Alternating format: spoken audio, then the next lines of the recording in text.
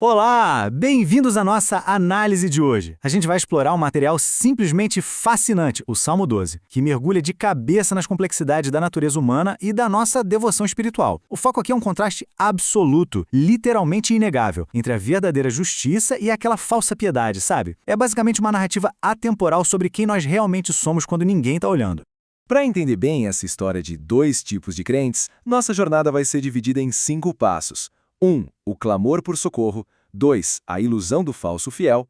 3. A indignação do justo. 4. A promessa e a resposta. E, por último, 5. A confiança e as lições finais. Bora lá? Começando pela parte 1, o clamor por socorro, que é justamente a introdução dessa figura do justo no primeiro versículo. O texto já joga a gente direto no atrito principal. De um lado da moeda temos o justo, é aquela pessoa marcada pela dependência, pela reverência e por um amor genuíno pela palavra. Mas aí, do outro lado, surgiu o falso fiel. Esse orgulhoso finge uma piedade que, na verdade, não tem, e o coração dele está totalmente apegado às coisas do mundo. É o clássico choque entre ser autêntico e viver só de aparências. E o que fundamenta a atitude desse justo é a coragem de reconhecer a própria limitação. O justo entende que, sozinho, ele não é absolutamente nada. E olha, essa dependência não tem nada a ver com fraqueza, viu? Na verdade, é o motor que impulsiona uma vida inteira dedicada à oração, à leitura e à meditação diária. É a base sólida de tudo. E a fonte traz uma metáfora que é forte demais para ilustrar isso. Eles chamam de o herege fantasiado de crente. Basicamente, é aquele cristão que deixou o padrão da Bíblia de lado e acabou criando um Deus à sua própria imagem e semelhança. Fica claro que sem a verdade como âncora, a espiritualidade vira só um reflexo das conveniências pessoais. Muito perigoso. O que nos leva à parte 2 da nossa análise, a ilusão do falso fiel, lá nos versículos 1 e 2. Para ilustrar essa dinâmica, temos uma citação do autor John Piper que acerta em cheio. Ele diz que é impressionante como muitas pessoas se consideram cristãs, mas não consultam a Cristo na hora de fazer escolhas. O detalhe aqui é que esse falso fiel não está lá fora, não. Muitas vezes, ele está bem no meio da igreja. A soberba se mostra nas decisões do dia a dia. A pessoa carrega o título de fiel, mas toca a própria vida sem dar a mínima para os princípios que diz seguir. É pura autossuficiência disfarçada. Isso conecta com aquela passagem super conhecida do livro de Marcos, que aponta uma desconexão brutal entre o que aparece por fora e o que está lá dentro. Sabe quando a boca fala as palavras certas e a pessoa participa de todos os rituais, mas o coração, que é o centro de tudo, está a quilômetros de distância? Pois é, o texto denuncia exatamente essa vida espiritual que mais parece uma peça de teatro.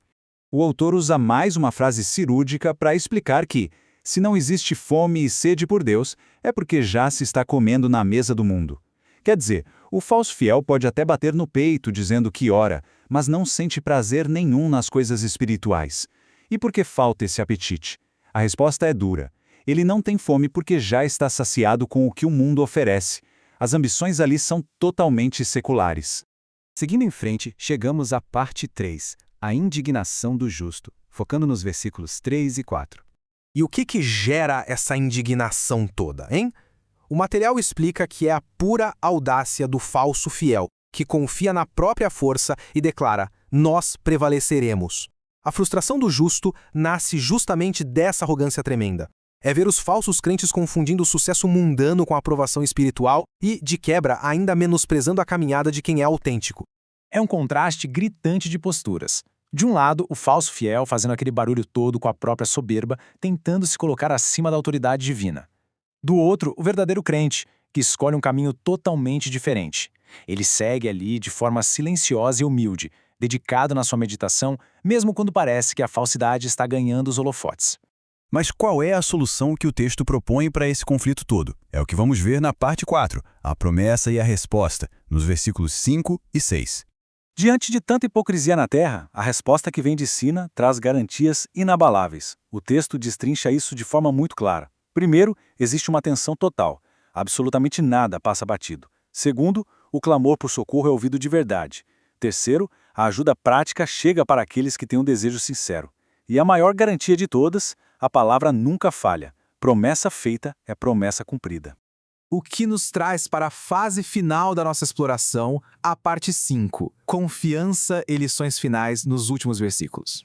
Aqui a gente vê qual é a linha de chegada para cada um desses caminhos. Confiar no mundo é viver correndo atrás de um prazer que acaba rápido e colocar todas as fichas em homens mortais que fatalmente vão falhar.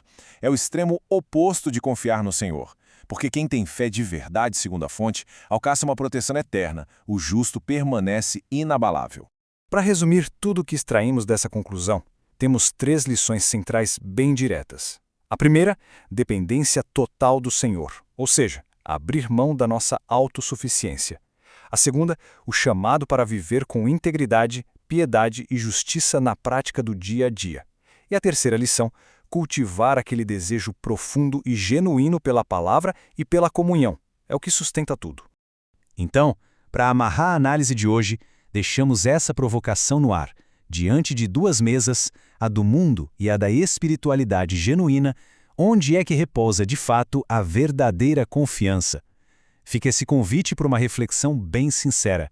Muito obrigado por acompanharem mais esta jornada de aprendizado com a gente e até a próxima.